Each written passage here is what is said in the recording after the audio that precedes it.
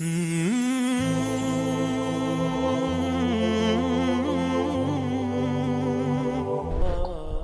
اللہ الرحمن الرحیم، الصلاة والسلام علی رسولہ الکریم وعلی آلہ وصحبہ اجمعین، اما بعد۔ انسان میں ہدایت اور گمراہی دونوں کے لیے پوری طاقت موجود ہے۔ فَأَلْهَمَهَا فُجُورَهَا وَتَقْوَاهَا۔ باہر دو دعوتیں ہیں، ایک شیطان کی ہے، فَبِمَا أَغْوَيْتَنِي لَأُزَيِّنَنَّ لَهُمْ فِي الْأَرْضِ وَلَأُغْوِيَنَّهُمْ أَجْمَعِينَ۔ اس نے بھی یہ نیت کی ہے کہ میں تمام انسانوں کو گمراہ کر دوں، اور دوسری دعوت انبیاء کی ہے جو خیر کی طرف ہے۔ الف لام را کتاب انزلناہ الیک لتخرج الناس من الظلمات الی النور، وہ کہتا ہے وَلَأُغْوِيَنَّهُمْ أَجْمَعِينَ، یہاں کہتا ہے لِتُخْرِجَ النَّاسَ مِنَ الظُّلُمَاتِ إِلَى النُّورِ۔ دونوں طرف مکمل تشکیل کے ارادے ہیں۔ اللہ تعالیٰ یہ چاہتا ہے کہ تمام بنی نوع انسان ظلمت سے نکل کر ہدایت پر آ جائے، شیطانی یہ چاہتا ہے کہ اجمعین، ایک بھی جنت میں نہ جائے، سارے جہنم میں چلے جائیں۔ یہ دو نظام اللہ کے رسول تک بڑے واضح تھے، سے پہلے تک، کہ جب گمراہی پھیلتی تو ایک نبی خالص اس کام کے لیے آ جاتا تھا، اس کو اور کوئی کام نہیں ہوتا تھا۔ اِنَّا أَرْسَلْنَا نُوحًا إِلَىٰ قَوْمٍ، کہ براہ راست ان کو اس کے لیے بھیجا جائے قوم کی طرف۔ وَإِلَىٰ عَادٍ أَخَاهُمْ هُودًا وَإِلَىٰ ثَمُودَ أَخَاهُمْ هُودًا وَإِلَىٰ مَدْيَنَ أَخَاهُمْ هُودًا وَلَقَدْ أَرْسَلْنَا مُوسَىٰ بِآيَاتِنَا۔ تو عیسیٰ علیہ السلام تک بڑی واضح اور کوئی خلط ملط چیز نہیں تھی کہ دعوت کے لیے مستقل داعی آتا تھا، وہ صبح سے شام اس کو اور کوئی کام نہیں ہوتا تھا۔ رب انی دعوت قومی لیلا ونہارا فقد ابلغتکم رسالات ربی اور نصحت لکم اور ابلغتکم وبلغ ما انزل الیک من ربک۔ جب اللہ کے رسول صلی اللہ تعالی علیہ وسلم تشریف لائے تو وہ بھی داعی بن کر آئے، وہاں بھی کوئی اشتباہ نہیں تھا۔ جب آپ چلے گئے تو امت کو دعوت کے لیے منتخب کیا گیا۔ اب آ کر معاملہ سنگین اور سخت امتحان ہو گیا کہ ایک طرف ان کے ساتھ وہ سلسلہ نہیں ہے جو انبیاء کے ساتھ تھا، وہ وحی نہیں، وہ عصمت نہیں، وہ غیبی نظام ایسا نہیں ہے۔ یقیناً نبی اور غیر نبی کا فرق تو ہوتا ہے۔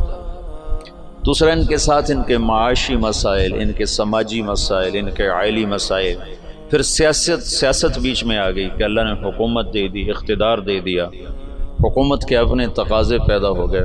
قرن اول کے بعد عربوں سے علم منتقل ہو کر عجم میں چلا گیا کہ عرب جہاں بانی میں لگ گئے، ملک گیری میں لگ گئے، سیاست میں لگ گئے، علم سارے کا سارا موالی کے پاس چلا گیا۔ یہ جو آخری مفتی تھے، رئیس المفتین سعودی عرب کے شیخ بن باز رحمۃ اللہ علیہ، یہ عرب نہیں تھے، یہ موالی میں سے تھے، موالی میں سے تھے۔ وہ جو اس وقت کے خاندان آباد تھے یہ ان میں سے تھے۔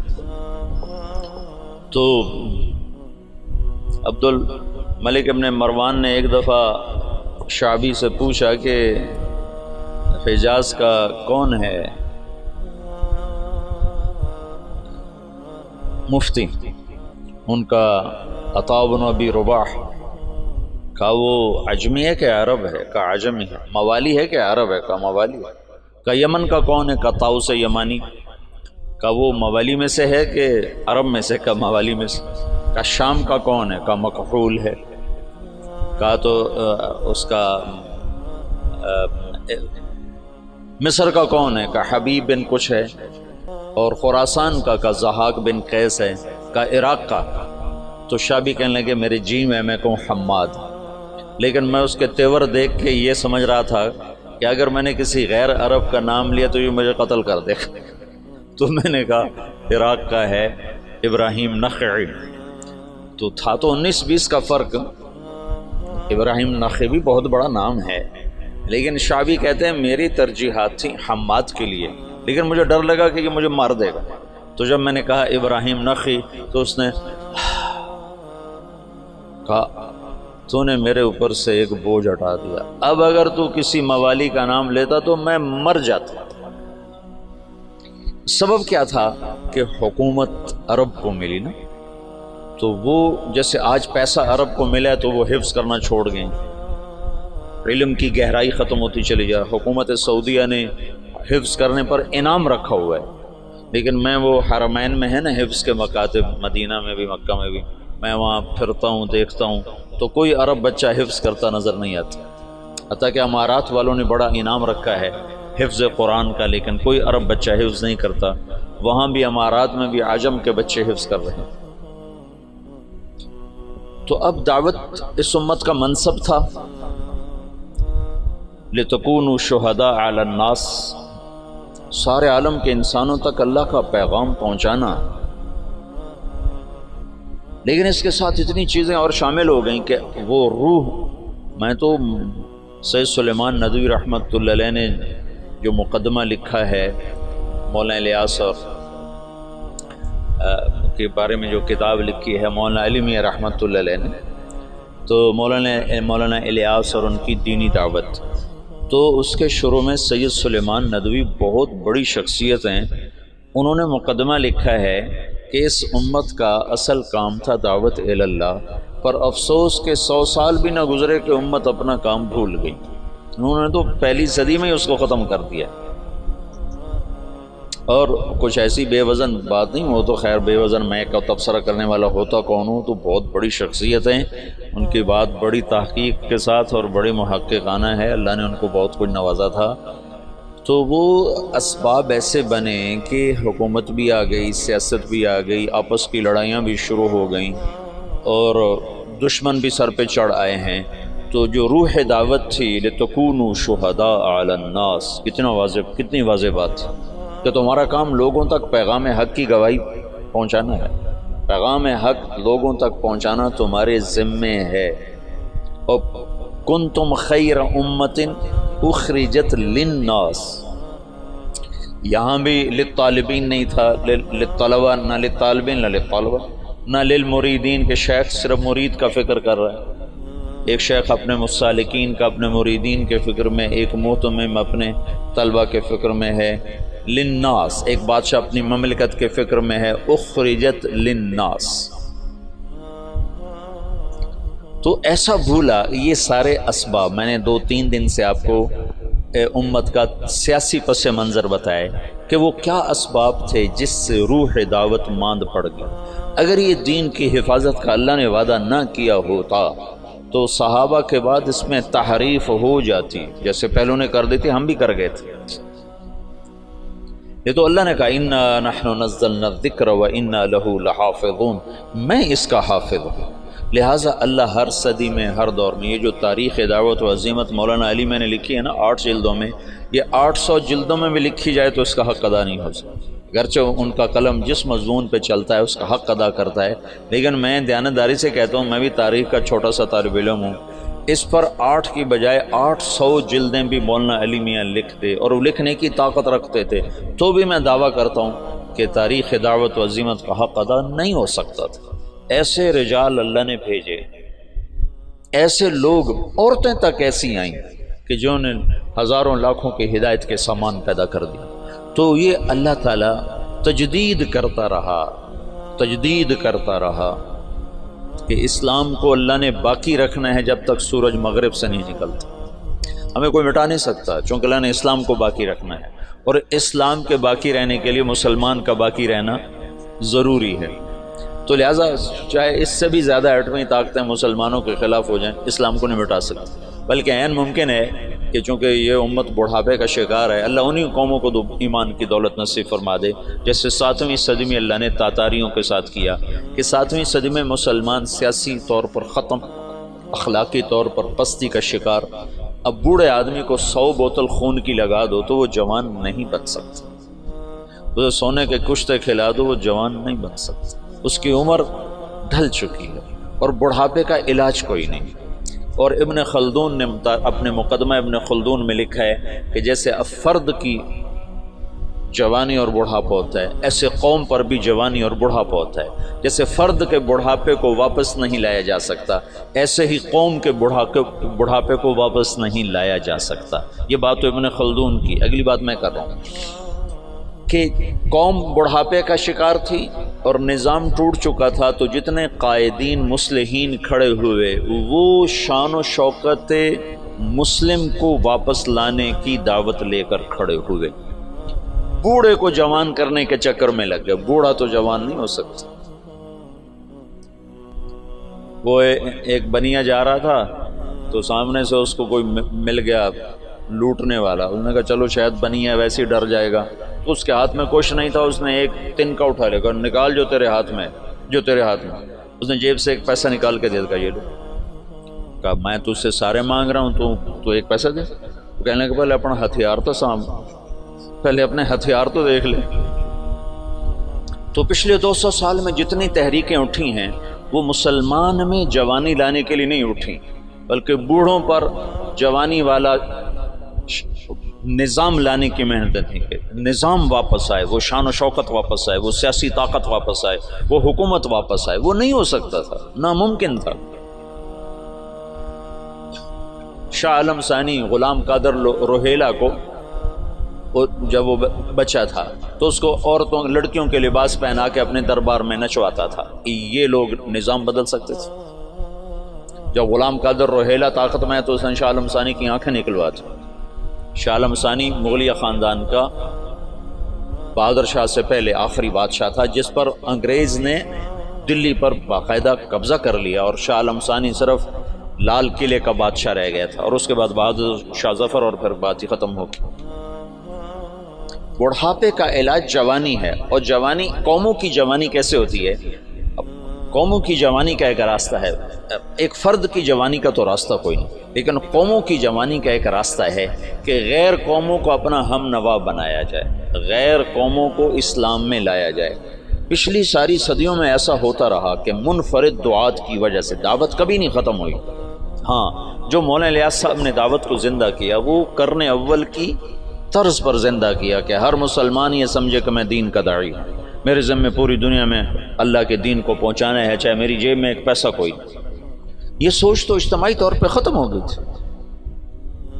حضرت تھانوی رحمۃ اللہ علیہ جیسے فرمانے لگے یہ کیا گمراہی کی بات شروع کر دی مولی الیاس، دین کی دعوت تو علماء کا کام ہے، عوام کیا کریں گے؟ میں نے ایک دفعہ یہ دورے والوں کو کہا، میں نے کہا تأمرون بالمعروف وتنہون عن المنکر کا ترجمہ کرو۔ تو نے کہا تم بھلائیوں کی دعوت دیتے ہو، برائیوں کو مٹاتے ہو۔ کتنوں سے پوچھا، سب نے یہی ترجمہ کیا۔ میں نے کہا یہ المعروف جو لفظ ہے اس کا بھی کوئی مطلب ہے؟ یہ اس میں مفعول ہے، اور عرفہ سے یہ اس میں مفعول ہے، تو اس میں مفعول کا ترجمہ کرو۔ وہ کریں بھلائیوں کو پھیلاتے ہو، برائیوں کو مٹاتے ہو۔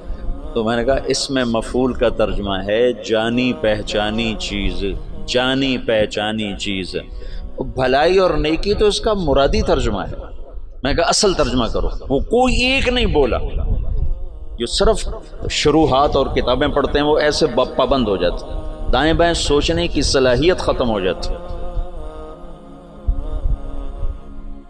اور منکر، ان کا منکر کہتے ہیں انجانی چیز کو، انجانی چیز کو۔ تم تأمرون بالمعروف، تم جانی پہچانی چیزوں کی دعوت دیتے ہو، وتنہون عن المنکر، اور انجان چیزوں سے تم منع کرتے ہو۔ اس کے ساتھ ایک آیت جوڑو، فَأَلْهَمَهَا فُجُورَهَا وَتَقْوَاهَا، کہ میں نے تیرے اندر نیکی اور بدی کا الہام کر دیا ہے۔ الہام سچ سچ ہے، اس کے لیے کسی شریعت سے دلیل کی ضرورت نہیں۔ ظلم ظلم ہے، اس کے لیے کسی شریعت سے دلیل کی ضرورت کوئی۔ جھوٹ بہت بری چیز ہے، اس کا الہام ہے انسان کے اندر، کسی قرآن و سنت سے دلیل کی ضرورت کوئی نہیں۔ ماں باپ کی نافرمانی، یہ انسانی فطرت اس کا انکار کرتی ہے. زنا کا انسانی اوتزن الحرۃ، کیا بات کہی تھی اس نے؟ ہند بنت عتبہ رضی اللہ تعالیٰ عنہ نے کیا کہا تھا جب اللہ کے نبی نے بیعت لی اور فرمایا کہ تم یہ کرو گے، یہ کرو گے، یہ نہیں کرو گے، یہ نہیں کرو گے، زنا نہیں کرو گی، تو ہندا نے زمانہ جاہلیت میں کہا اوتزن الحرۃ، کیا شریف عورت زنا کر سکتی ہے؟ پتھروں کی پجاری تھی 1 منٹ پہلے تک، بغیر دلیل کے جو چیزیں غلط ہیں وہ منکر ہیں، بغیر دلیل کے جو چیزیں خوبصورت ہیں وہ معروف ہیں. تو اس کے لیے تو ویسے علم کی ضرورت کوئی نہیں. ہاں مدرسے میں پڑھنے پڑھانے کے لیے علم کی ضرورت ہے، حدود شریعت بتانے سمجھانے کے لیے علم کی ضرورت ہے. تبلیغ کے لیے تو علم کی ضرورت نہیں ہے. تبلیغ تو معروفات کی دعوت ہے، اور معروف کا مطلب جانی پہچانی، توحید جانی پہچانی چیز. افلا ينظرون الى الابل كيف خلقت والى السماء كيف رفعت والى الجبال كيف نصبت والى الارض كيف سطحت. یہ ساری جو اللہ تعالیٰ بتا رہا ہے یہ وہ چیزیں ہیں کہ جو بغیر دلیل کے ٹھکتی ہیں. وہ جو بدو نے کہا تھا البعرۃ تدل على البعیر والاثر يدل على المسیر تأمرون بالمعروف. تم جانی پہچانی چیزوں کی تبلیغ کرتے. اور میں تو تفسیریں پڑھتا نہیں نا، نہ مجھے اب نہ میرا سر اتنا تھکا رہتا ہے کہ مجھے پڑھائی نہیں جاتی. تو مجھے خیال ہے المعروف کا مطلب ہے جانا پہچانا.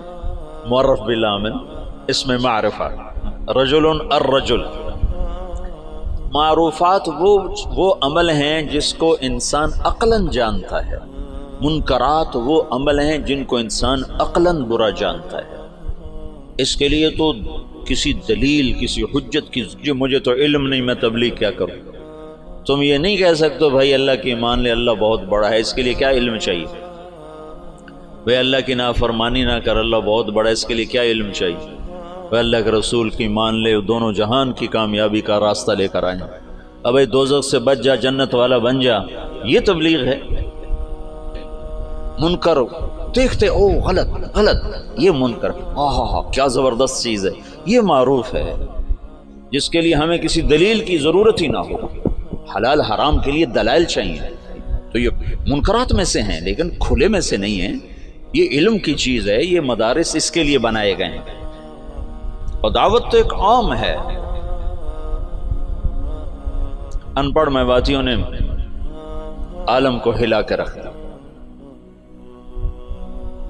مولانا علی میاں تشریف فرما تھے رحمۃ اللہ علیہ. ایک میواتی اٹھا مولانا الیاس صاحب کے بیان سے، تو پیچھے بیٹھتے کہنے لگے میاں جی کیا سمجھے کہ کوئی یقین کی بات کر رہو، یقین اللہ پر یقین، اللہ پر یقین کو یقین کی بات کر رہو.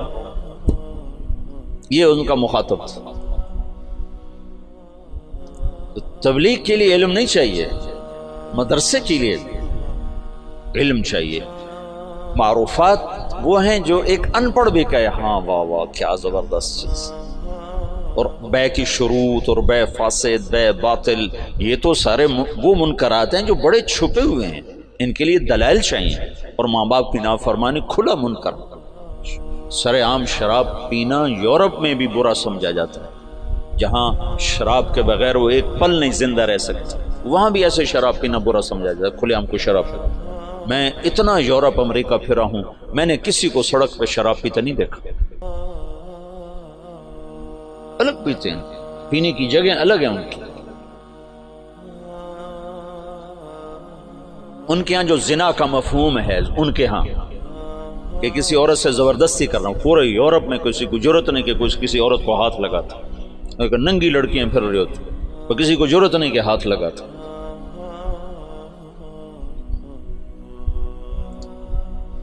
تامرون بالمعروف، معروفات، معروف اس میں مفعول نہ کہ نیکی ہے. عرف بھی اسی سے ہے نا، ابھی عرف. تو دعوت اس امت کا فرض منصبی ہے، فرض منصبی جو امت کے ہر فرد کے لیے ہے. لیکن سیاست، حکومت، گھر، معاشرت یہ چیزیں رکاوٹ بن کر آئیں. اور نبیوں جیسا انتخاب نہ تھا، وہ تو اور کوئی کام کر ہی نہیں سکتا. اس کو تو وہی آ رہی. داؤد علیہ السلام نے ایک دن مقرر کیا کہ میں اللہ کی عبادت کروں گا, کسی سے نہیں ملوں گا. بڑی اونچی دیواریں بنائیں, اندر بیٹھ گئے, بس اللہ اللہ کروں گا, کسی سے نہیں ملوں گا. ایک دن مقرر کیا. پہلا دن تھا اور اذ تصور المحراب, 2 فرشتے انسانی شکل میں دیوار پلانگ کے اندر. ففزع منہم, داؤد علیہ السلام ڈر گئے. کس لیے کہ دیوار اتنی اونچی ہے کہ کوئی اس کو کود کر پار نہیں کر سکتا, دروازہ بند ہے, اور دیوار اتنی اونچی ہے کہ اس سے اوپر چڑھ کر کوئی آ نہیں سکتا. یہ کہاں سے آ گیا, یہ کون ہے؟ انہوں نے کہا لا تخف خصمان بغا بعضنا علی بعض, بھائی ہم دونوں میں جھگڑا ہو گیا, آپ مہربانی کرو ہمارا جھگڑا نہیں اٹھا. ان هذا اخی له 99 نعجہ ولی نعجۃ واحدہ فقال اکفلنیها وعزنی فی الخطاب. یہ جھگڑا تو ایک 5 سال کا بچہ بھی نہیں مٹا سکتا. تو وہ جو داؤد علیہ السلام سجدے میں گرے اور فاستغفر ربہ, اور وہ کس بات پر استغفار ہے؟ یہ اللہ کی تنبیہ تھی کہ داؤد تو نبی بن کر آیا ہے, تو عابد بن کر نہیں آیا. عبادت بعد میں ہے, دعوت پہلے ہے. یہ دن میں نے لوگوں کے لیے رکھا ہے, اور تو نے بندگی کرنی ہے تو رات کو کر. تو کسی سے نہیں ملنا چاہتا تو رات کا وقت اس کے لیے مقرر کر. قم اللیل الا قلیلا ومن اللیل فتہجد بہ نافلۃ لک وباللیل. یہ جو رات کا وقت ہے, وبالاسحار هم یستغفرون, یہ رات کو تم اٹھو اور میرے مجھ سے باتیں کرو, کسی سے نہ ملو, لیکن دن میں تم دروازے بند کرو, دیواریں اونچی کرو, تو یہ منصب نبوت کے خلاف ہے. اس پر استغفار کیا ہے, اس پر توبہ کی ہے, اور اس پر اللہ کے سامنے معافی مانگے کہ اوہ یا اللہ میں معافی چاہتا ہوں, میں معافی چاہتا ہوں. تو نبی کا کام لوگوں میں پھرنا ہوتا ہے, لوگوں کو کھینچنا ہوتا ہے, اس کی حفاظت ہو رہی ہوتی ہے نا. وہ کوئی ادھر ادھر ہو ہی نہیں سکتا کہ عصمت کا سایہ ہوتا ہے. اب ہمارے ساتھ تو ایسا معاملہ تھا نہیں, اور پھر اس امت کو عروج ملا, 1000 برس کی حکومتیں ملی, ساری دنیا میں آدھی دنیا سے زیادہ انہوں نے حکومت کی, تو بہت سے عوامل جمع ہوتے گئے. اس کی میں نے تھوڑی تفصیل آپ کو بتائی تھی. پھر ہندوستان کی حد تک تبلیغ کا کام یہاں سے 1926 میں تبلیغ کے کام کی ابتدا ہوئی. مولانا الیاس صاحب رحمۃ اللہ علیہ صوفیاء میں سے تھے, علماء میں سے تھے. اگر وہ اسی طرز پر چلتے جو چل رہا تھا تو کوئی خانقاہ بناتے یا کوئی دارالعلوم بنا لیتے, نظام الدین میں کوئی دارالعلوم بنا لیتے, خانقاہ بنا لیتے. ہندوستان بر صغیر کے حالات اور اسلامی سلطنتوں سے قدر مختلف. یہاں 1 صدی میں اسلام آ گیا, یہ ہندو علاقہ ہے. یہ جو سری لنکا ہے, یہاں عرب تاجروں کے ذریعے سے یمن سے جو آتے تھے بحری جہاز, ان کی تبلیغ سے یہاں اسلام آ گیا. اور یہاں کا جو راجہ تھا وہ تو مسلمان نہیں تھا, لیکن عوام الناس میں اسلام آ گیا. اور یہ جو ساتھ مالدیپ ہے, مالدیپ کوئی 2500 جزیروں کا ملک ہے. مالدیپ 2500 جزیروں کا ملک ہے, اور وہ جزیرے لمبے سے لمبا جزیرہ 11 کلومیٹر ہے, اس کا نام ہے مالے, اسی میں ان کا دارالحکومت ہے. باقی سارے جزیرے بس ایسے جیسے تمہارا مدرسہ ہے, اتنا ایک جزیرہ ہوگا, ایسے وہ چھوٹے چھوٹے جزائر پر ہے. عنبر وہاں بہت نکلتا ہے, اللہ نے ان کو رزق دیا ہوا ہے عنبر کے ذریعے سے. تو یہ ان جزائر سے ایک قافلہ جا رہا تھا. اس میں یہاں کچھ عرب قبائل آباد ہو گئے تھے, تو ایک قافلہ بحری جہاز پر سری لنکا کے بادشاہ نے تحفے تحائف ولید بن عبد الملک کو دی, ان سے دوستی لگانا چاہتا تھا. تو جب یہ کراچی کے قریب گزرا بحیرہ عرب سے, تو تیبل یہ دریائے سندھ کے کنارے تھا, یہ سندھ کا بہت بڑا شہر تھا اس وقت. تو وہاں سندھ کے ڈاکوؤں نے بحری جہاز پہ حملہ کیا اور قافلہ بھی لوٹ لیا, اور عورتوں کو بھی قید کر لیا, مردوں کو کچھ قتل ہو گئے. تو ایک عورت پکاری یا للحجاج یا للحجاج یا للحجاج.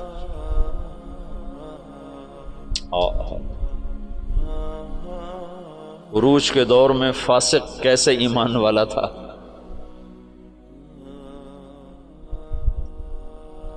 تو کچھ جو لوگ انہوں نے مال لوٹنے کے بعد کچھ لوگ چھوڑ دیے تھے.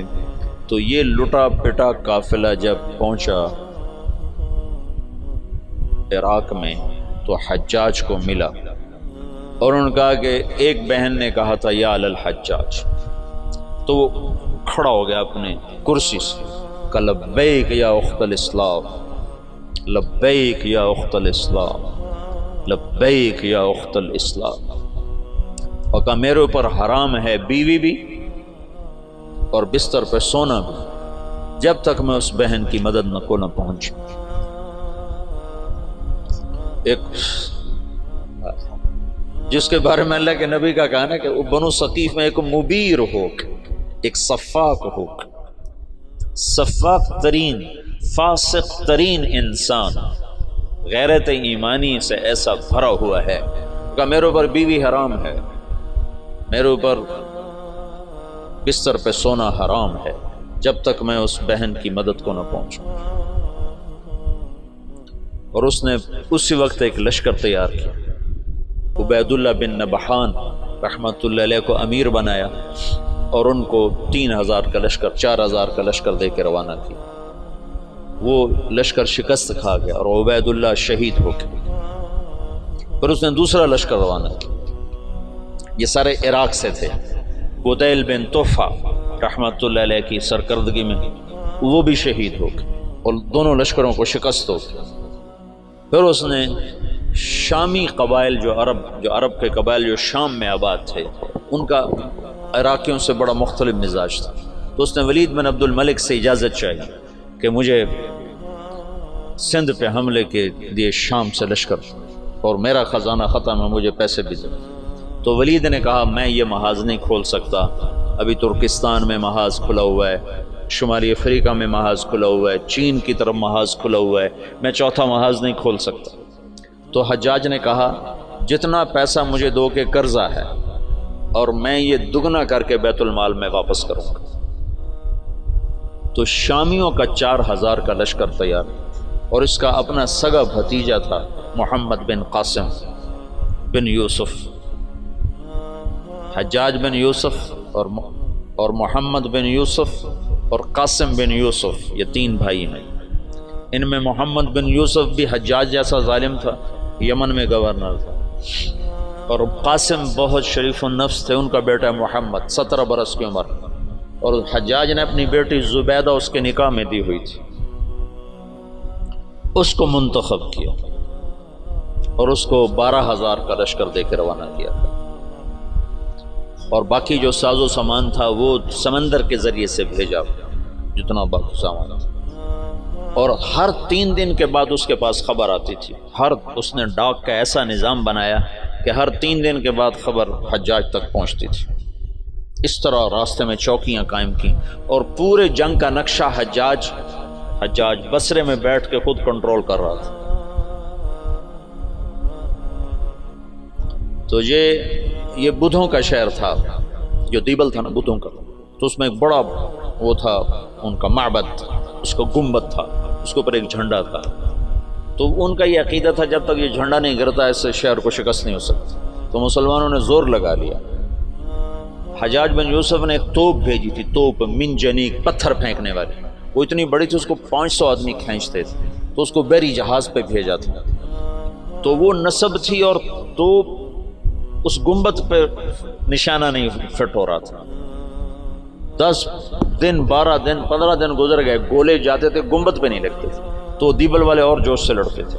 تو حجاج بن یوسف نے وہاں سے خط لکھا کہ اس توپ کا زاویہ 1 درجہ نیچے کر کے فائر کرو، 1 درجہ نیچے کر کے۔ اور محمد بن قاسم اس دن خود توپ پر آئے، ان کا آج میں خود پھینکوں گا۔ تو محمد بن قاسم نے خود اس دن پتھر تو رکھنے والے بہت سے لوگ ہوتے تھے، پھر اس نے خود اس کو کھینچ کے جو پھینکا تو پہلا ہی پتھر جا کے جھنڈے پہ لگا اور گنبد پہ لگا، اور گنبد ٹوٹا تو شہر والوں نے ہتھیار پھینک دیے۔ یہ 92 ہجری کی بات بتا رہا ہوں، 90 ہجری کی بات بتا رہا ہوں۔ 90 ہجری میں اسلام کا پہلا داخلہ ہے فاتحانہ۔ ویسے تو سرندیپ یہ ہندوستان کا حصہ تھا، سری لنکا ہندوستان کا حصہ تھا، اور وہاں دعوت پھیل چکی تھی، وہاں اسلام پھیل چکا تھا دعوت کے ذریعے، لیکن فاتحانہ انداز میں جو مسلمان بر صغیر میں داخل ہوئے ہیں تو محمد بن قاسم رحمۃ اللہ علیہ اس کا ذریعہ بنے اور دیبل فتح ہوا ہے۔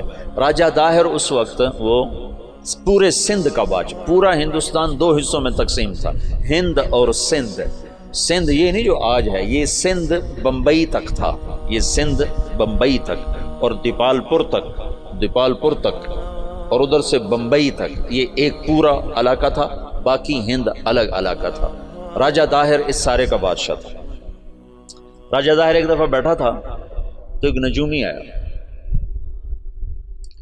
تو اس کی بہن بھی ساتھ بیٹھی تھی، تو اس کی بہن نے اپنا ہاتھ دکھا دیا نجومی کو کہ میرا ہاتھ دیکھو۔ نجومی نے کہا یہ لڑکی آئندہ سندھ کے بادشاہ کی بیوی بنے گی۔ تو راجہ داہر تو پریشان ہو گیا، یہ میرے گھر میں میرا دشمن پیدا ہو رہا ہے۔ تو اس نے اپنے وزیر کو بلایا، کہنے لگا نجومی نے کہا ہے کہ یہ میری جو بہن ہے یہ سندھ کے بادشاہ کی بیگم بنے گی۔ تو وزیر نے کہا تو خود شادی کر لے سے، قصہ ہی ختم۔ میں نے کہا بے غیرت مجھے کروائے گا، ساری دنیا کیا کہے گی بہن سے شادی کر لی۔ تو وزیر چپ ہو گیا۔ اس نے ایک بکری لے کر اس پر مٹی مل دی، مٹی کی تہ پہلے اس پر اچھی طرح لگائی، پھر اس کے اوپر باریک مٹی ڈالی، پھر اس پر پھول کے بیج ڈالے اور اس کو ہلکا ہلکا پانی لگوانا شروع۔ تو اس کے پشت کے اوپر پھول ہی پھول ہو گئے۔ تو اس نے وہ بکری ایک نوکر کو دی کہ جاؤ اسے بازار کا چکر لگواؤ۔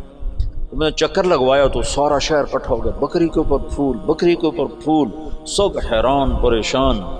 اگلا دن کا پھر چکر لگاؤ، پھر لوگ اکٹھے ہو گئے، اگلا دن پھر چکر لگاؤ، پھر تھوڑے ہو گئے، پھر چوتھے دن اور تھوڑے ہو گئے، 5 دن اور، چھٹے دن اور، 7ویں دن کوئی بھی دیکھنے نہیں آیا۔ تو وہ بکری لے کر داہر کے پاس آ گیا، کہنے لگا اس بکری میں تیری کہانی لکھی ہوئی۔ وہ کیسے؟ تب پہلے زیادہ لوگ تمہیں گالیاں دیں گے، پھر اسے تھوڑے گالیاں دیں گے، پھر اسے تھوڑے گالیاں دیں گے، پھر ایک دن چپ کر جائیں گے، تو اسے شادی کر لیا۔ اس بکری سے اس نے اس کو دلیل سمجھائی، تو اس کم بخت نے حکومت کے لالچ میں اپنی بہن سے شادی کر لی۔ حالانکہ ہندو بھی بڑے غیور، بڑے غیرت والے، یہ راجپوتوں کی تاریخ ہے، بہت غیور لوگ ہوتے تھے۔ یہ تو آپس کی لڑائیوں کی وجہ سے بے وقوفی کی حد تک آپس میں لڑتے تھے، تو غیروں کو ان پر چھا جانے کا موقع اس وجہ سے ملتا تھا۔ تو وہ اس نے اپنی بہن سے شادی کر لی۔ جب محمد بن قاسم حملہ آور ہوا تو راجہ داہر سندھ بمبئی دیپال پور تک کا حکمران تھا۔ تو روہڑی کے قریب ان دونوں لشکروں کی پھر جنگ ہوئی۔ تو اس سے پہلے محمد بن قاسم نے لکھا حجاج بن یوسف کو کہ سارا سندھ اکٹھا ہو چکا ہے اور میرے ساتھ صرف 12,000، تو اپنی مدد کے لیے لشکر بھیجو۔ تو فاسق اور صفاق کا خط سن، حجاج کا خط ہے، یہ ابھی دریائے سندھ کے پار تھے، ادھر راجہ داہر کے لشکر، ادھر محمد بن قاسم کا لشکر۔ تو حجاج کا خط ہے کہ اللہ کے رسول کا فرمان ہے 12,000 کو کمی کی وجہ سے شکست نہیں ہو سکتی، اور تم 12,000 ہو، لہٰذا تمہیں اس وجہ سے شکست نہیں ہو سکتی کہ تم تھوڑے۔ جب میرا خط پہنچے تو سارے لشکر کو آخرت کی ترغیب دی اور اللہ کی رضا پہ مرنے کے لیے تیار کرو، اور میرے پاس کوئی لشکر نہیں تمہیں بھیجنے کے لیے، میرے پاس کوئی سرمایہ نہیں تمہاری مدد کے لیے، تمہارا اللہ تمہیں کافی ہے۔ یہ حجاج کا خط تھا محمد بن قاسم کے نام۔ تو پھر انہوں نے روہڑی کے قریب دریائے سندھ کتنا پھیل جاتا ہے، انہوں نے وہاں سے دریا پار کیا، اور روہڑی کے آس پاس اب بھی اس کے کھنڈارات ہیں۔ یہ خوفناک جنگ لڑی گئی جس میں راجہ داہر قتل ہوا، اور اللہ تعالیٰ نے مسلمانوں کو فتح دی، اور محمد بن قاسم ملتان تک 92 ہجری میں 90 میں داخل ہوا، 92 میں 2 برس کے بعد ملتان پہنچا، اور اس کے حسن سلوک سے لوگ ہندوؤں نے جو مسلمان نہیں ہوئے تھے انہوں نے محمد بن قاسم کے بت بنائے اور اس کی پرستش کرتے رہے۔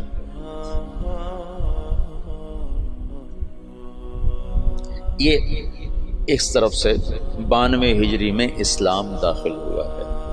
پھر اس کے بعد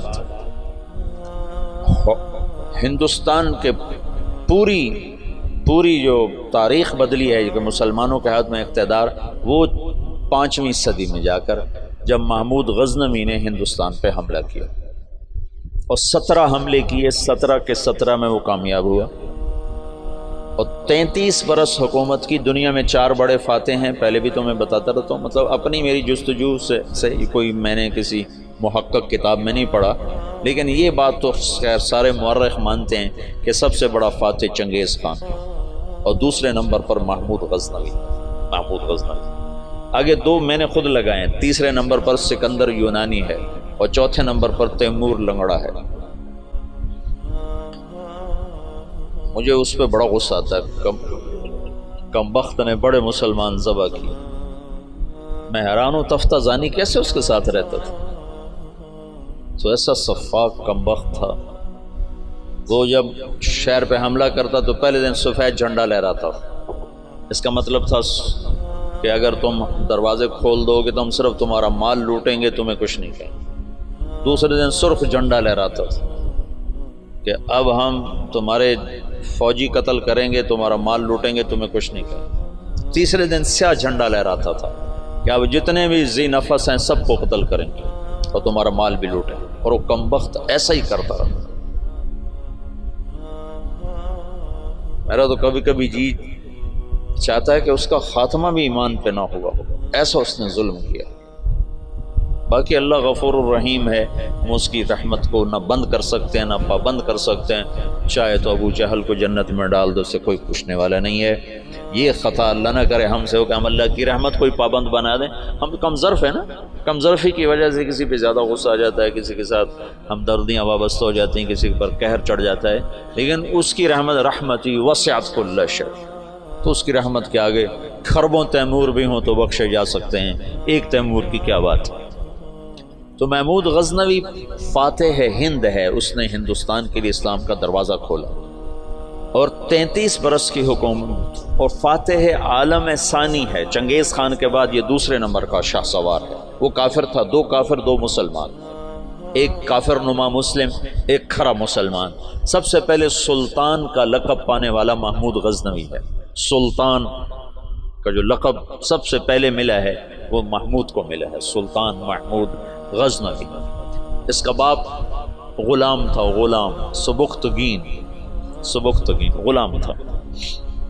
یہ گیا شکار کھیلنے، تو ایک ہرنی کا بچہ اس نے شکار کیا، تو اس کو اٹھا کر اس نے گھوڑے پہ رکھا، ذبح نہیں کیا، گھوڑے پہ رکھا، گھر جا کے ذبح کروں، اور واپس موڑا۔ ایسے اس کے پیچھے نظر پڑی تو اس نے دیکھا وہ اس بچے کی ماں اس کے پیچھے آ رہی تھی، تو اس نے اس کو دیکھا تو اسے ترس آیا، تو اس نے بچے کو چھوڑ دیا۔ تو بچہ جا کے ماں سے جو ملا تو ہرنی نے تشکرانہ یوں سبکتگین کے آگے یوں سر جھکایا کہ تیری بڑی مہربانی۔ رات کو سبکتگین نے خواب دیکھا کہ تو نے مخلوق پہ رحم کیا، اس کے سلے میں اللہ نے تیری اولاد کے لیے بادشاہی کا فیصلہ کر دیا۔ تو سبکتگین نوکر سے ایک صوبے کا گورنر بنا، اور محمود غزنوی آدھی سے زیادہ دنیا کا بادشاہ بنا، اور غزنی پوری دنیا کا کسی زمانے میں سب سے خوبصورت شہر بنا۔ میں جب پڑھتا تھا رائمنڈ میں تو میں نے خواب دیکھا کہ میں اپنے آبائی قبرستان گیا جہاں ہمارے بزرگ دفن ہیں، وہاں سے نکلا تو 2 کتے میرے پیچھے لگے، ایک کالا ایک سفید۔ تو میں نے ایک کتے کو پکڑا ٹانگوں سے اور دوسرے کتے پہ مارنا شروع کیا، مار اس دونوں کو ختم کر دیا۔ تو وہاں مجھے 2 خرگوش کے بچے نظر آئے، تو میں نے وہ اٹھا لیے۔ یہ وہ دور تھا جب جنگل زیادہ ہوتا تھا اور خرگوش کا شکار کیا کرتے تھے، کبھی جالی کے ساتھ کبھی کتوں کے ساتھ، پھر ان کو بھوننا پکانا، یہ وہ غالباً وہی لاشعور کی بات ہوگی۔ تو میں نے وہ خرگوش کے بچے اٹھا لیے اور میں چل پڑا۔ پیچھے مڑ کے دیکھا تو خرگوش نہیں یوں دیکھ رہے، تو مجھے خواب میں سبکتگین یاد آ گیا۔ خواب میں اس نے بھی ہرنی پہ رحم کھایا تھا، تو میں نے دونوں بچے چھوڑ دیے۔ تو میں نے کہا یا اللہ ہرنی پہ رحم کھانے پر تو نے سبکتگین کو حکومت عطا فرمائی تھی. یہ مقام میں دعا کر رہا ہوں، میں تجھ سے حکومت کا طلبگار نہیں، میں تجھ سے چاہتا ہوں تو مجھے سارے عالم کی ہدایت کے لیے قبول فرما لے. یہ خواب میں نے دعا کیا اور پھر میں نے گھر کی طرف چلنا شروع کیا. 2 قدم چلا تو میں ہوا میں اڑنے لگا، پھر میں اڑتا ہوا گھر پہنچا. یہ آج مجھے کوئی 35 سال کے بعد خواب یاد آیا ہے، وہ سبکتگین کی وجہ سے یاد آ گیا. تو محمود 33 سال کی حکومت کے بعد فوت ہوا ہے 416 ہجری میں. 1974 میں غزنی میں زلزلہ آیا اور محمود کا مزار بھی ٹوٹ گیا، قبر بھی پھٹ گئی. ظاہر شاہ کا مرحوم کا زمانہ تھا، تو اس نے قبر کو دوبارہ اور گنبد کو مزار کو دوبارہ بنوانے کا حکم دیا. تو انہیں ساری قبر کھول دی. ساری قبر کھودی تو اندر کچھ بھی نہیں تھا. تو ان کو جستجو ہوئی تو انہوں نے تھوڑا سا اور کھدائی کی، تو پھر نیچے سے ایک اور وہ لحد نکل آئی. لحد، وہ جو اس لحد میں اس کا تابوت پڑا ہوا تھا، لکڑی کا تابوت صحیح سلامت، جیسے کوئی ابھی رکھ کر گیا. اور اس کو اس وقت قبر میں گئے ہوئے 1000 برس ہو چکے ہیں. 1000 برس وہ لکڑی سلامت ہے. تو ان کو جستجو ہوئی، جب لکڑی سلامت ہے تو اندر پتہ نہیں کیا ہوگا. تو ایک فرانسیسی انجینئر تھا، وہ کھول رہا، تو اس نے پیچ کھول کے جب ڈھکن اٹھایا تو بے ہوش ہو کے پیچھے گرا، یوں گرا. تو پیچھے جو مسلمان تھے انہوں نے آگے دیکھا تو محمود اپنے تابوت میں ایسے پڑا تھا جیسے ابھی سویا، اور اس کا سیدھا ہاتھ سینے پر تھا یہاں، اور اس کا کفن یہاں تک ہٹا ہوا تھا. آدھا سینہ اس کا ننگا تھا اور سینے پر ہاتھ تھا، اور ایسے سویا تھا جیسے ابھی کوئی اس کو سلا کر گیا. تو انہیں ہاتھ کو اٹھا کر دیکھا تو نرم گوداز. تو پھر اس کو رکھا، بند کیا، وہاں دوبارہ اس کو دفن کیا. میرے محبوب صلی اللہ علیہ وسلم ایسی زندگی لائے ہیں کہ مسجد کا امام نہیں، 3 بر اعظم کا بادشاہ بھی مرنے کے بعد ایسے اعزاز پا سکتا. شہید بھی نہیں ہے، تبھی موت مرا ہے. ٹی بی میں ٹی بی ہو گئی تھی، تب تک ٹی بی سے مرا تھا. اور قبر اس پر ایسے فدا ہے کہ اس کے بال کو بھی نہیں اکھیڑا. ایسی زندگی اسلام ہمیں دیتا ہے کہ مر کے بھی زندہ رہ جاؤ.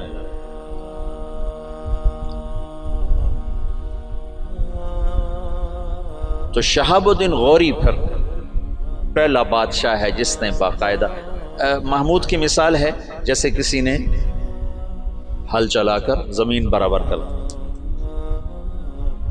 اس کے پاس ایک شخص آیا کہ حضرت کا سلطان میں بہت مظلوم ہوں. کیا ہے؟ کہ تمہارا بھانجا تیسرے چوتھے روز میرے گھر آتا ہے، میری بیوی کے ساتھ برا کرتا ہے، مجھے گھر سے نکال دیتا. میری تجھ تک پہنچ بڑی مشکل سے ہوئی. تو محمود کا رنگ غصے سے سرخ ہو. اس نے کہا آئندہ جب ایسا واقعہ ہو فوراً میرے پاس آ. اور درباریوں سے کہا یہ شخص جب پہنچے، میں سو بھی رہا ہوں تو مجھے اٹھایا جائے. تیسری رات وہ آیا، تیسری رات بھاگتا ہوا. تو سلطان اس کے ساتھ اٹھا اور اس کے گھر پہنچا، اور اندر جاتے اس نے پہلے چراغ بجھایا، پھر ایک وار کر کے اس کا سر اتارا. پھر ساتھ ہی وہ زمین پہ گر کے کہنے لگا ویحک اسقط، تیرا بھلا ہو جلدی سے پانی لا. تو بھاگ کے گیا، پانی لایا، پانی پہ کہنے لگا چراغ جلاؤ. چراغ جلایا تو مقتول کو دیکھ کر اس نے کہا الحمدللہ. تو اس نے پوچھا سلطان یہ کیسے ہوا؟ میں کچھ باتیں سمجھنا چاہتا ہوں. تم نے چراغ آتے ہی بجھایا، قتل کر کے زمین پہ گر گئے، پانی مانگا. اس کو دیکھ کے الحمدللہ کہا، یہ کیا مسئلہ ہے؟ تو محمود نے کہا جس دن تم فریاد لے کر آئے تھے میں نے قسم کھائی تھی نہ کھاؤں گا، نہ پیوں گا، نہ سوؤں گا. میں 3 دن سے بھوکا بھی ہوں، پیاسا بھی اور جاگا بھی ہوں کہ جب تک تیری مدد نہ کر لوں میرے اوپر کھانا پینا سونا حرام. آج تیسری رات کا جاگا ہوں، ایک لقمہ کھانا نہیں کھایا، ایک گھونٹ پانی نہیں پیا. گرا میں اس لیے، پانی میں نے اس لیے، چراغ میں نے اس لیے بجھایا کہ اگر میرا بھانجا ہے تو میری تلوار کہیں کانپ نہ جائے، وار صحیح کرے. اور الحمدللہ میں نے اس لیے کہا کہ یہ میرے خاندان کا بھی نہیں چے جائے کہ میرا بھانجا ہو، یہ تو کوئی میرے نام پہ تمہاری عزت لوٹتا رہا. ان صفات پر قبر نے اس کو نگینہ بنا دیا، اس کو کھایا نہیں ہے. شہاب الدین غوری سے حکومت کی ابتدا ہوتی ہے بر صغیر باقاعدہ، اور پھر وہ اپنے غلام قطب الدین ایبک کو لاہور کا حکمران بناتا ہے، اور اس کے 2 داماد تھے. اس کی نرینہ اولاد نہیں تھی. شہاب الدین غوری ہمارے دیس میں ماشاءاللہ مدفون ہے. یہ پرتھوی راج کو شکست دینے والا تراوڑی کے میدان میں یہ شہاب الدین غوری تھا. پہلی جنگ میں اسے شکست ہوئی، تیاری کر کے نہیں آیا تھا. تراوڑی کی پہلی جنگ میں 12,000 کا لشکر تھا اور واپس جا رہا تھا کہ پتہ چلا پرتھوی راج چڑھایا. تو سب سرداروں نے کہا واپس چلیں، ہماری تیاری نہیں. انہوں نے کہا موت سے گھبرا کے جانا مسلمان کا شیور. لڑ گیا تھا، اس میں پھر شکست کھائی. پھر یہ واپس نہیں ہو رہا تھا، یہ لڑتے لڑتے اپنے گھوڑے سے گرا تو پیچھے سے ایک ترک سردار نے چھلانگ لگائی اور اس کو ایک ہاتھ سے سنبھالا اور اس کے گھوڑے کو دوسرے ہاتھ سے سنبھالا اور لشکر سے اس کو نکال کے باہر لے گیا. تب جا کے اس کی جان بچی. پھر دوسری جنگ میں وہ 1 سال تک بستر پہ نہیں سویا، بیوی کے پاس نہیں گیا پورا سال.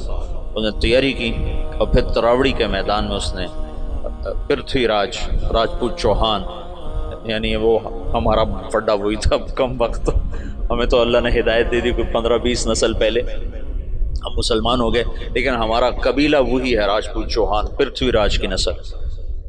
تو اس کے 2 داماد تھے، ایک شمس الدین ایک ناصر الدین. ناصر الدین کو اس نے ملتان کی حکومت دی، شمس الدین کو پھر اس نے دلی کی، اور قطب الدین ایبک کو لاہور کی. اس میں شمس الدین پھر بہت عالی نکلا. قطب الدین ایبک بہت سمجھدار تھا، لیکن 4 سال کی حکومت کرنے کے بعد اس کا انتقال ہو گیا. وہ یہ پولو کھیلتا تھا، پولو یہ گھوڑے کا، تو گھوڑے سے گرا اور مر گیا. انارکلی کے پچھلی طرف اس کا مزار ہوتا تھا. انارکلی جانا ہوتا تھا، 60 کی دہائی میں پڑھتا تھا، تو سارے محلے کا کوڑا کرکٹ اس کی قبر پہ پڑا ہوتا تھا اور عبرت کا نشان ہوتا تھا. پھر ضیاء الحق مرحوم نے یہ نیکی کا کام کیا. اس نے وہ سارا محلہ صاف کروا کے چاروں طرف کے مکان خرید کر اس کی قبر پر ایک بڑا خوبصورت اس نے مزار بھی بنایا، ساتھ آنے جانے کی جگہ بھی بنائی. تو اس طرح یہاں اسلامی سلطنت کی بنیاد ہوئی. التمش نے 5 دفعہ چنگیزیوں کو شکست دی، 5 دفعہ، اور ان کے چنے چبوا دی. پھر صلاح الدین خلجی نے، تو خاندان غلامہ ختم ہوا. خاندان غلامہ کے بعد سادات آئے. خاندان غلامہ کے دور میں تیمور کا حملہ ہوا، پھر وہ جاتے ہوئے سادات کو حکمران بنا دیا. ان سے پٹھانوں نے حکومت حاصل، ان سے مغلوں نے حکومت حاصل. ابراہیم لودھی کو شکست دی بابر نے پانی پت کے میدان میں. بابر بڑا دلیر آدمی تھا، بڑا عجب بادشاہ گزرا ہے. تھوڑی عمر میں مر گیا، 42 سال کی عمر میں مر گیا، پر اس کی عجب زندگی. تو ایک یہاں مغلیہ سلطنت کی داغ بیل پڑی، بڑی مضبوط اسلام دوست، سوائے اکبر کے کہ وہ گمراہ ہوا تو علماء کی وجہ سے. وہ خود ان پڑھ تھا، دین کو جانتا نہیں تھا، تو جو درباری علماء تھے ان کی وجہ سے وہ دین سے متنفر ہوا کہ وہ آپس میں اس بات پہ اس کے اکبر کے سامنے لڑ پڑتے تھے کہ یہ کرسی پر میں بیٹھوں گا، بادشاہ کے برابر میں بیٹھوں. وہ کہتا میں بیٹھوں، وہ کہتا دائیں میں بیٹھوں گا، بائیں تم بیٹھو. وہ کہتا نہیں تم ادھر بیٹھو میں ادھر بیٹھوں، ادھر میں بیٹھوں گا ادھر تم بیٹھو. ان چیزوں سے وہ ایسا خود ان پڑھ تھا. کیونکہ ہمایوں کو جب شکست ہوئی، شیر شاہ سوری نے اسے شکست دی. شیر شاہ سوری پٹھان تھا، تو کچھ عرصہ بیچ میں پٹھانوں کی حکومت آئی اور ایسی حکومت کر گیا شیر شاہ سوری کہ انگریزوں نے بھی شیر شاہ سوری کے اصول پر اپنی حکومت کے نظام بنائے تھے. ایسی خوبصورت حکومت کر کے گیا شیر شاہ سوری، اور بالکل غریب سا تھا. ایک سپاہی سے اللہ تعالیٰ نے اس کو یہ بہار، صوبہ بہار میں یہ پیدا ہوا تھا. تو اس نے بڑے چکر سے حکومت حاصل کی. اس نے اپنا ایک جتھا بنا لیا. تو اب اس کو ضرورت تھی کوئی شہر میرے قبضے میں ہو. تو اس نے نا وہاں بہار کے ہندو راجا سے کہا کہ مہاراج میں مغلوں سے لڑنے جا رہا ہوں، میرے پاس ہے خزانہ بہت سارا، میں چاہتا ہوں آپ کے پاس امانت رکھ دوں، جب میں آؤں گا تو آپ سے لے لوں گا۔ وہ ہندو مہاراج تو جو تھا وہ تو الٹی چھلانگیں لگانے لگا، کہا جی میرے پاس 500 صندوق ہے شرفیوں کے بھرے ہوئے، وہ 5 بھی ہوتے تو پورے ہندوستان کا خرچہ کافی تھا۔ جب اس نے کہا 500 تو اس کی تو رال ٹپک پڑے، ان کا مہاراج میرے جیسا دیانتدار تمہیں پورے ہندوستان میں نہیں ملے گا، تم لے آؤ میں بڑی حفاظت کروں گا، جب تم آ جاؤ گے تو تمہیں دوں گا، تم مر گئے تمہاری اولاد کو دوں گا۔ ان کا بس مہاراج میں یہی چاہتا ہوں۔ اس نے سپاہی چھپا دی، ہر صندوق میں سپاہی چھپا دی، بند کروا کے ریڑیوں پہ لدوا کے اس نے قلعے کے اندر بھجوا دی۔ جب وہ اندر پہنچے تو وہ جو ریڑیاں لے جا رہے تھے انہیں جا کے کنڈے کھول دیے، وہ باہر نکلے اور انہوں نے منٹوں میں قلعہ فتح کر لیا۔ تو یوں شیر شاہ سوری ایک سپاہی سے بادشاہ بننے کی طرف اس کا قدم اٹھا۔ پھر اس نے 6 سال حکومت کی، پر وہ کام کیے جو لوگ 100 سال میں بھی نہیں کر سکتے۔ میرے گاؤں کے آگے جو سڑک ہے اب پکی ہے، یہ شیر شاہ سوری نے بنوائی تھی، ملتان سے لے کر لاہور تک، اس کو شیر شاہ سوری روڈ کہتے تھے۔ پہلے زمانے میں سڑکیں دریاؤں کے ساتھ ساتھ چلتی ہیں تاکہ مسافروں کو پانی ملتا رہے، تو دریائے راوی کے ساتھ ساتھ یہ سڑک چلتی۔ اس وقت دریائے راوی زندہ تھا، آباد تھا، اب تو مرمرا گیا بیچارہ، تو وہ ہمارے ساتھ بہتا تھا دریائے راوی، تو لمبا دریائے راوی کے بالکل کنارے کے اوپر تھا۔ جتنے بڑے اور مشہور شہر ہیں اگر آپ دیکھو گے تاریخ میں تو وہ بڑے دریاؤں کے کناروں پر ہوتے تھے، کہ پانی کا بڑا وسیلہ دریا ہوتا تھا، ایسے کنویں اور ایسے نلکے ٹیوب ویل تو ہوتے نہیں تھے، تو دریاؤں سے پانی حاصل کیا جاتا تھا۔ تو شیر شاہ سوری نے ہمایوں کو شکست دی تو یہ وہاں سے بھاگا اور عمر کوٹ، یہ جو سندھ میں ہے عمر کوٹ، یہاں پہنچا تھا تو یہاں اکبر پیدا ہوا۔ پھر ہمایوں نے اس کو بیوی کے ساتھ کابل بھیج دیا، خود وہ ایران چلا گیا، ہجرت کر گیا۔ پھر ایران سے شیعہ بادشاہ کی مدد سے وہ واپس دوبارہ ہندوستان آیا۔ شیر شاہ سوری کی اولاد اتنی قابل نہیں تھے، اتنے سمجھدار نہیں تھے، تو وہ شکست کھا گئے۔ پھر دوبارہ اللہ نے مغلیہ سلطنت کو اقتدار بخشا، تو اکبر 12 سال کی عمر میں بادشاہ بن گیا۔ نہ علم کی صحبت، نہ علماء کی صحبت۔ آگے درباری علماء ملے جنہوں نے اس کا بیڑا غرق کر کے رکھ دیا، تو اس نے دین الہی ایجاد کر دیا، جس کے لیے مجدد الفسانی رحمۃ اللہ علیہ کو اللہ نے استعمال فرمایا، بغیر مناظرے کے ہیں۔ یہ مناظرے کام خراب کرتے ہیں، نہ مناظرہ اسلام کا مزاج ہے۔ مولانا محمد قاسم نانوتوی رحمۃ اللہ علیہ ہمارے سب کے بڑے ہیں جنہوں نے دیوبند کی بنیاد رکھی، وہ مناظرے سے نفرت فرماتے تھے، کبھی کسی سے مناظرہ نہیں کیا، کبھی کسی سے، صرف بہت اصرار پر ایک دفعہ ایک تحریر شیعہ کے خلاف لکھی، بس جس پر مسلمان کا نام آتا تھا اس سے مناظرہ نہیں کرتے تھے، حالانکہ وہ ایسے مناظر تھے کہ وہ آریاؤں سے اور عیسائیوں سے، غیر مسلموں سے بادشاہ تھے مناظر کے۔ رحمۃ اللہ کرانوی صاحب رحمۃ اللہ علیہ، مولانا رحمۃ اللہ کرانوی، اگر یہ لوگ نہ ہوتے تو بر صغیر اندلس ہوتا، اسپین ہوتا، یہ تو لوگ آ گئے تھے۔ مجھے پرسوں تمہارے استاد شیخ رمضی نے بتایا کہ بورقیبہ نے زیتونیہ مدرسہ کیسے بند کیا۔ انہوں نے کہا اللہ علماء دیوبند کو جزائے خیر دے جو چٹائی پہ راضی ہو کے اور چوپڑی روٹی کے دھوکے میں نہیں آئے۔ حبیب بورقیبہ نے علماء کو چوپڑی روٹی کھلا دی اور پیسے پہ ان کو کھینچ لیا، جب وہ کھینچے تو پھر سب کچھ چلا گیا۔ اور یہاں کے علماء بکے نہیں، بھوکے پیٹ پہ پتھر باندھ کے۔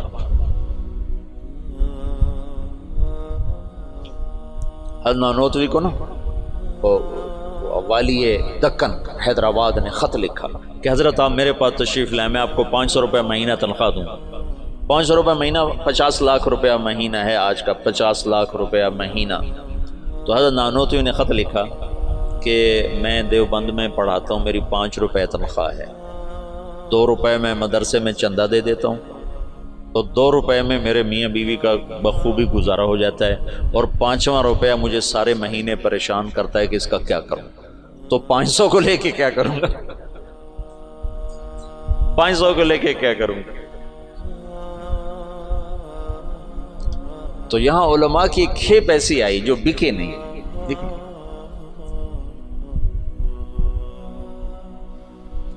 تو درباری علماء نے اکبر کا ستیہ ناش کر کے رکھ دیا۔ دین الہی اس نے ایجاد کیا علماء سے تنگ آ کر، ان درباری علماء سے تنگ آ کر۔ مجدد الفسانی رحمۃ اللہ علیہ نے بغیر مناظرے کے دین الہی کو مٹا دیا، کسی ایک جگہ مناظرہ نہیں کیا، حالانکہ لا الہ الا اللہ محمد الرسول اللہ اکبر ذل اللہ یہ کلمہ تھا، یہ کلمہ تھا اکبر ذل اللہ۔ اس کو رد کرنا کتنا آسان تھا مناظرے سے۔ گائے کا ذبح کرنا بند، شراب حلال، اکبر کو سجدہ، سورج کی پوجا، صبح بالکونی کھول کے اکبر سورج کے سامنے کتنے دیر تک مالا جپتا تھا۔ داڑھی منڈانا ضروری، داڑھی رکھنا حرام، سارے حرام کام فیضی اور ابو الفضل کم بختوں۔ فیضی کیسا عالم تھا جس نے قرآن کی تفسیر لکھی بغیر نقطے کے، الفاظ محملہ، محملہ کہتے ہیں جن پر نقطہ نہیں ہوتا، الفاظ محملہ سے، یعنی الف سے، سین سے، صاد سے، حا سے، را سے، دال سے، تا سے، لام سے، میم سے، یعنی وہ 14 حرف رہ جاتے ہیں، 14 حروف سے قرآن کی تفسیر لکھ دی۔ اور سوات الالہام، اور اکبر کو گمراہ کرنے والا وہ ہے دین الہی۔ ایک دفعہ کسی نے پوچھا کیا کر رہے ہو فیضی سے، کہا الہات کے مزے لے رہا، کہا الہات کے مزے لے رہا۔ جہانگیر آگے مجدد الفسانی کا صحبت یافتہ نکلا۔ مثبت انداز سے جو کام ہوتا ہے وہی پائیدار ہوتا ہے۔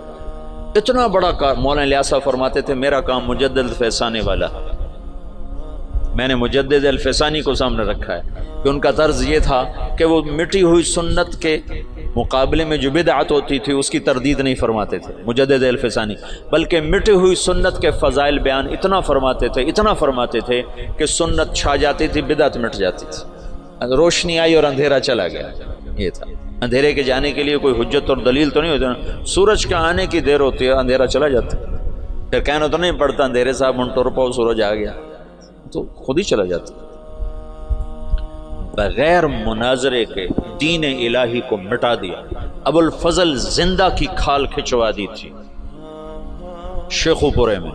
یہ جو شیخو پورہ ہے نا، یہ جہانگیر کے نام پر ہے۔ جہانگیر بڑی منتوں سے ملا تھا، ابو یہ اکبر کے اولاد نہیں ہوتی تھی۔ ایسے میرا پنڈورا باکس کھل جاتا ہے تو کہاں کی کہانیاں اکٹھی ہو جاتی ہیں، تو پھر مجھے خود یاد نہیں رہتا میں کیا کہہ رہا تھا اور کدھر چلا گیا۔ تو بڑی دعاؤں کے بعد جہانگیر ملا تھا، پیدل گیا تھا اجمیر تک دعا مانگنے، اجمیر تک پیدل گیا تھا دعا مانگنے کہ اللہ تعالیٰ مجھے بچہ عطا فرمائے، تو اللہ نے جہانگیر دیا۔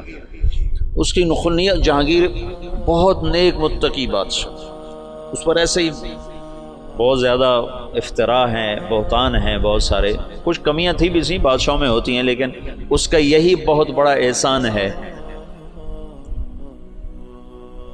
کہ اس نے دین الہی کو ختم کیا۔ تو یہ شیخو پورہ جہانگیر نے آباد کیا تھا۔ اکبر اپنے بیٹے جہانگیر کو شیخو کہا کرتا تھا پیار سے، شیخو بابا، شیخو بابا۔ ویسے نام اس کا سلیم تھا، جہانگیر اس کا لقب تھا، اور شیخو اس کا ابا اسے کہا کرتا تھا، شیخو بابا۔ تو اس نے یہ ہرن مینار بھی جو بنایا ہے، اس کا ایک ہرن تھا جہانگیر کا، اسے بہت پیار کرتا تھا، وہ مر گیا، اس کے غم میں اس نے ہرن مینار بنایا۔ تو یہاں شیخو پورہ میں اب اس نے باپ کے خلاف بغاوت کی تھی اکبر کے بیچ میں، تو ابو الفضل اس نے بھیجا تھا سفیر بنا کے، بھئی میرے بچے سے بات کیا چاہتا ہے، حکومت تو تیری ہے، تو میرے خلاف کیوں آتا ہے؟ تو جب ابو الفضل آیا تو اس نے زندہ کی کھال اتروا، کہا تو ہے میرے باپ کو گمراہ کرنے والا، زندہ کی کھال اتروائی تھی اس نے۔ اکبر نے کہا شیخو بابا میں تو ذبح شدہ بکری کی کھال نہیں اترتے دیکھ سکتا، تو نے میرے یار کی کھال ہی زندہ اتار دی۔ کہا بابا یہ تیرا یار نہیں، یہ تیرا سب سے بڑا دشمن جس نے تجھے اس دین اسلام سے برگشتہ کر دیا۔ چنانچہ آخری 5 سال میں اکبر طائب ہو گیا تھا، اور تس کے جہانگیری جو جہانگیر کی سوانح ہے اس میں جہانگیر نے لکھا ہے کہ آخری وقت میں بابا نے صدر جہاں کو بلوایا جو مفتی دلی تھے، اور ان سے فرمایا کہ میرے سرانے بیٹھ جاؤ، سورہ یاسین پڑھ۔ تو صدر جہاں نے سورہ یاسین پڑھنی شروع کی، اور میرے باپ نے سننا شروع کیا، پھر آہستہ سے کلمہ پڑھا اور روح پرواز کر گیا۔ تو مجدد الفسانی رحمۃ اللہ علیہ نے بغیر مناظرے کے اتنے بڑے فتنے کو دبا دیا۔ یہ آج کل کے بیچارے کیا مناظروں کے ذریعے سے فتنوں کو دبا سکتے ہو؟ تو فتنوں کو ہوا دینے والی چیز ہے۔ سنو، اعتراض کا جواب نہیں ہوتا، سوال کا جواب ہوتا ہے۔ سن رہے ہو؟ اعتراض کا جواب نہیں ہے۔ انتم خیر ام عبد اللہ، عتبہ بن ربیعہ کہہ رہا ہے انا اعلمکم بالشعر والسحر والکہانہ، مجھے بھیجو میں محمد سے بات کرتا ہوں۔ کہ جاؤ بات کرو۔ تو وہ آ کر کہتا ہے یا محمد انت خیر ام عبد اللہ، تو اللہ کے نبی چپ۔ انت خیر ام عبد المطلب، اللہ کے نبی چپ۔ کہ آنے والا سائل نہیں ہے، آنے والا معترض ہے، معترض کا جواب نہیں ہوتا۔ اعتراض کا جواب دیں گے وہ کوئی اور ڈال دیں گے، پھر آپ اس کا جواب وہ کوئی اور ڈال دیں گے۔ یہ تو کہانی ایسے دیکھتے نا، جواب در جواب در جواب در جواب، اس کی کوئی انتہا ہے؟ میری بات سنو، اعتراض کا جواب نہیں ہوتا، سوال کا جواب ہوتا ہے، اشکال کا۔ یہ بات میں نے مولانا سعید خان صاحب رحمۃ اللہ علیہ سے بارہا سنی، پھر اس کو سیرت سے پرکھا۔ انتم خیر ام عبد اللہ، ابھی یہ ایک ہی حدیث میرے سامنے آئی، اور اللہ کہے چپ۔ انتم خیر ام عبد المطلب، چپ۔ کہ عتبہ سائل بن کر نہیں آیا ہے، معترض بن کر آیا ہے، اس کو جواب نہیں دیا جا سکتا۔ وہ لمبی بات کرتا رہا، آپ خاموش رہے۔ جب وہ خاموش ہو گیا تو آپ نے کسی ایک بات کا جواب نہیں دیا، ایک بات کا۔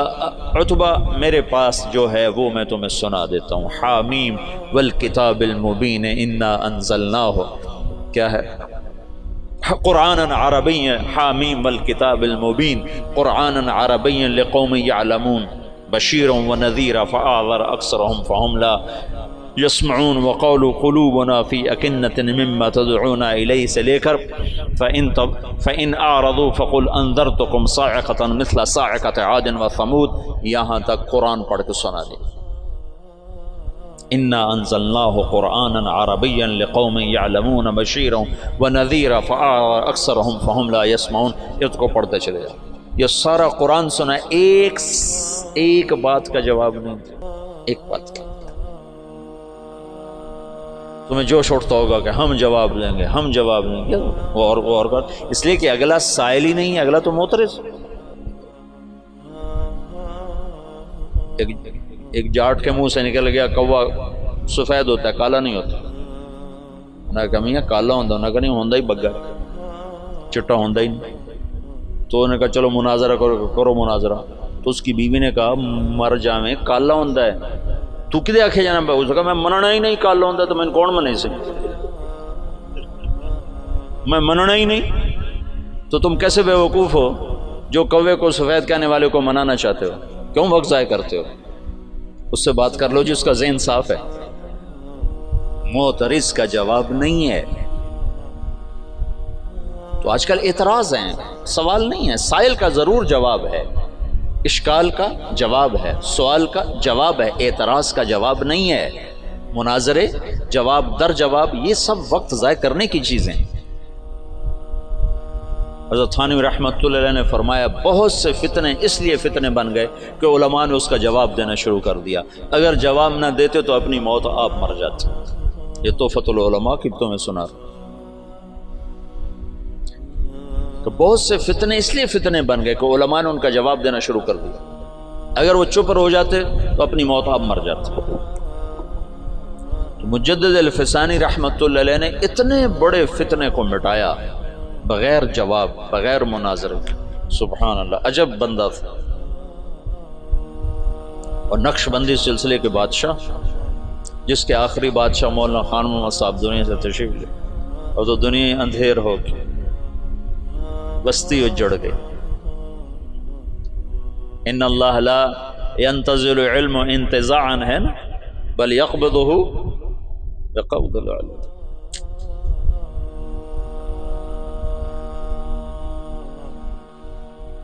زمانہ خالی ہو گیا. خلت الدیار فصدت غیر مسود ومن الشقاء تفردی بالسودت. مغل سلطنت پہ زوال آنا تھا، ہر ایک پہ زوال آیا ہے. بر صغیر میں اسلام کی 800-900 برس حکومت رہی ہے، پھر زوال کا آنا ایک بدیہی چیز. جہانگیر کے سر میں درد تھا. دیکھو جب صلیبی جنگیں ہوئی ہیں نا 12ویں صدی میں، یعنی صدی عیسوی میں، اور اس میں مکمل شکست ہوئی، تو یورپ کی سوچ بدل گئی. جیسے 1945 میں جب جاپان پہ بم گرایا امریکہ نے، ہیروشیما ناگاساکی، تو ان کا صدر تھا ہیرو ہیٹو. اس نے کہا اب ہم ان سے علم کے میدان میں جنگ لڑیں گے، ہم ہتھیار کی جنگ ہار گئے. تو اس نے اپنی نسل کو اٹھا کے یورپ بھیجا، امریکہ بھیجا، انہیں اعلیٰ تعلیم دلوائی، پھر ان کے ذریعے سے ساری ٹیکنالوجی کا جاپانی زبان میں ترجمہ کروایا، پھر اس پہ لگایا. آج وہ اتنا بڑا عفریت بنا ہے کہ امریکہ اس کے سامنے بلی کی طرح بن چکا ہے. تو مغرب نے سوچا کہ ہم ان کو میدان میں شکست نہیں دے سکتے، تو انہیں اپنے علم کو اپنا میدان بنایا. جہانگیر کے سر میں درد ہے، آرام نہیں آ رہا. اب طب یونانی میں کوئی ایسی دوائی نہیں کہ سر درد اور فوری آرام آ جائے، کوئی ایسی دوائی نہیں. تو انگریز جو تھے وہ انہوں نے کالونیاں بنا لی تھی تھوڑی تھوڑی، تجارت کے لیے. تو ان کے خواب و خیال میں بھی نہیں تھا کہ مغل سلطنت سے ہم ٹکر لینے والے ہیں. تو ایک انگریز ڈاکٹر تھا، اس نے اس کو گولی پیش کی کہ جناب آپ یہ کھائیں. 15 منٹ کے بعد جہانگیر کا درد دور ہو گیا. کہا تم کیا بلا کھلائی ہے مجھے؟ وہ سر درد کو کہا مانگ کیا مانگتا ہے؟ تو کم بخت ایسے سیانے تھے، اپنے لیے کچھ نہیں مانگے. کہا میری قوم کو تجارت کی باقاعدہ اجازت تھی. انہوں نے کہا اجازت ہے. شاہ جہان کے دور میں لوگوں نے بھانپا کہ یہ تو خطرناک لوگ ہیں، تو اس کو کہا کہ ان کو نکال دیا جائے. انہوں نے کہا یہ کیا پدی کا شور، بھائی ہمارا کیا بگاڑ سکتا. اس کو یہ نہیں پتا تھا کہ آگے یہ پدی پدا بن جائے گا. لیکن تو تاریخ ہے، زوال و عروج و زوال ساتھ ساتھ چلتے ہیں. تو اورنگزیب عالمگیر کے بعد ایک دم زوال ہے. میں نے یہ دیکھا ہے کہ جس بادشاہ نے لمبی حکومت کی اس کا اگلا وارث انتہائی نکما.